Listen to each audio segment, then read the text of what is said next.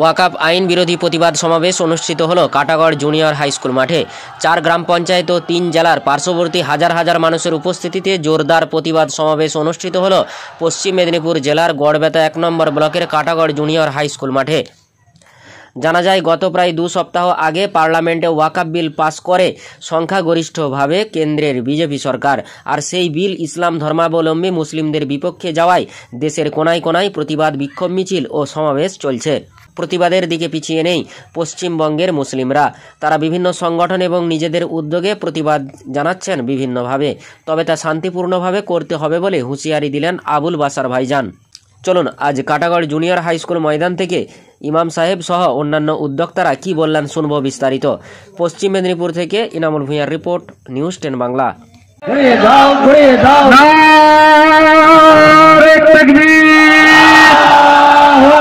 বিলের সংশোধনীতে আছে যেমন সেই আপনার হনুমানের মাদুরে রুটি ভাগ করার মতো এরা দরদ দেখাচ্ছে। মুসলিম দরদি আমরা মুসলিমদের যে ওয়াকফ সম্পত্তি 9 লক্ষ একর যে আছে সম্পত্তিটা, এটা অতীতে সরকারের অন্যান্য তারা খেয়েছে।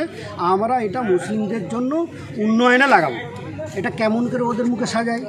মুসলিমদের নাম পেলে যারা মারধর করতে শুরু করে, গরুর নামেতে যারা মানুষকে খুন করে, বাবরি মসজিদের 500 বছরের মসজিদকে ভেঙে যারা সেই জায়গাতে মন্দির করে, জায়গায় জায়গায় সংখ্যালঘু পেলে তারা তছনা রেলেতে বলুন, যে জায়গায় বলুন, মুসলমানদের প্রতি চরম পর্যায়ের আনাড়ি আক্রমণ করে এবং সর্ব জায়গায় এই স্লোগানে উঠে হিন্দি বলায় রাজ্যগুলোতে হিন্দুস্তান, মুসলিম ভাগো পাকিস্তান। এদের আরএসএসের মতো, যেই সরকারটা আরএসএস দ্বারাই পরিচালিত, আর ওই আরএসএস হলো ভারতের সংবিধান বিরোধী। এই যে আইনটাও করা হয়েছে, এই আইনটাও ভারতের সংবিধান বিরোধী আইন। এরা পার্লামেন্টে নিজেদের সংখ্যাধিক্যার কারণে এরা কিন্তু আইনটা পাশ করে নিয়েছে। এটা কিন্তু মুসলিমদের দরদের জন্য নয়, মুসলিমদের ক্ষতির জন্য। আমার নাম আশরাফ আলী। মূল উদ্দেশ্য হচ্ছে একটা কালা আইন, রাতের অন্ধকারে আমাদের ইসলামদের প্রতি যে ওয়াকফ সম্পত্তি আছে তার একটা হস্তক্ষেপ করার জন্য সরকারিভাবে একটা বিল পেশ করেছে এবং সেই বিলটা বলবৎ করে ফেলেছে। আমরা সেটা শুনে বিশ্বের মুসলমানরা, বিশেষ করে আমরা বাংলায় বা আমাদের এই কাটাগড় থেকে আওয়াজ তুলেছি যে ওই বিল প্রত্যাহার করতে হবে। যাতে প্রত্যাহার করা হয়, আমরা একাধিকবার এভাবেই আন্দোলন করে যাব যতক্ষণ পর্যন্ত না এই বিল প্রত্যাহার করছে।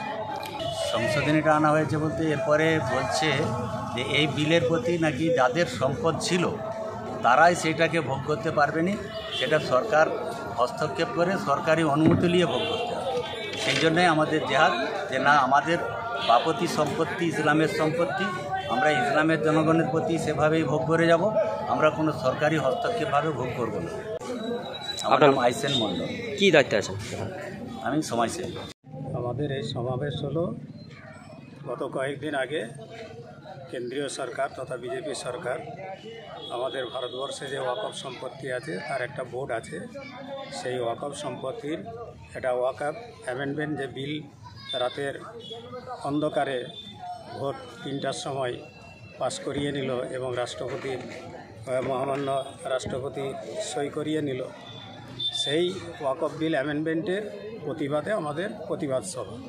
কেননা এই ওয়াকফ বিল যে অ্যামেন্ডমেন্ট আসছে সংশোধনী বিল, এই সংশোধনী বিলের প্রথমেই বলা হয়েছে যেহেতু এইটা যখন থেকে এই বোর্ড শুরু হয়েছে তখন থেকে মুসলিম একমাত্র প্রতিনিধি তারাই পরিচালিত করত, সেই জায়গায় এই বিলে বলা হয়েছে যে অমুসলিম প্রতিনিধি নিয়োগ করতে হবে।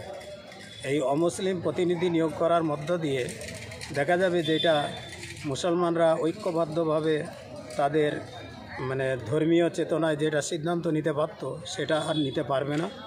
নিতে গেলে তখন সেখানে অমুসলিম এবং মুসলিমের মধ্যে দ্বন্দ্ব হবে এবং এই অমুসলিম শুধু আজকে দুটো নয়, এইরকমভাবে ঢুকাতে একদিন ওই ওয়াকফ বোর্ডের সমস্ত মুসলিমকে বাদ করে দিয়ে একমাত্র অমুসলিম প্রতিনিধি সেখানে নিয়োগ করে ওয়াকফ সম্পত্তির গোপনীয়তা তারা বজায় রেখে ভারতবর্ষে যে লক্ষ লক্ষ মসজিদ আছে এগুলো হলো ওয়াকফ বোর্ডের আন্ডারে। কোন মসজিদ রাখা হবে এবং কোন মসজিদ ভেঙে দেওয়া হবে তারাই সিদ্ধান্ত নেবে।